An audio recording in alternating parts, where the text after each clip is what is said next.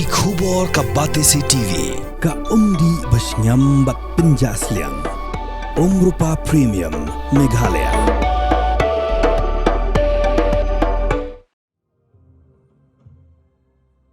MLA Kamauhati constituency uba Charles Marngar ula Paidbah ya ka kaliket nong pang Jong ka dorbar Shnong Khliehumstem ya ka bala penyo lingba ka Chief Minister Special Development Fund.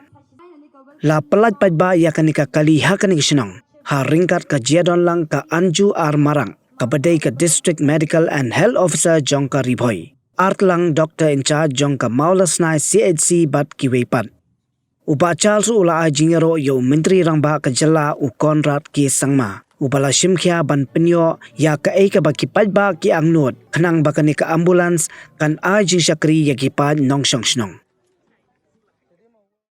Berpau ke jing Shnong kemen ke berkrau keba ni saya bakat yang ribuan ini ke ambulance keba lai sobaha yangi dau Chief Minister dan buram jongi Sri Konrad ki sangma di hadap dari kemen ke berkrau berpan ai Pyllait kerpang nak kebentar Chief Minister jongi.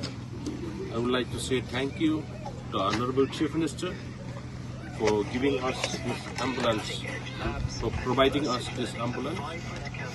I would like to say thank you so much, sir. On behalf of the people of this area, I would like to express our gratitude for your goodness and your kindness. May God bless our Chief Minister. Hagani Gopur dan Adno yung ribuan kung kadak Jong kejeng Paidbah ya kena ambulans. Hagani Gopur kung kadak kejeng Paidbah ya kena ambulans kabala ai kerteng ru Rapha Healthcare Service Khliehumstem ngan ot yung ribuan hagani Gopur.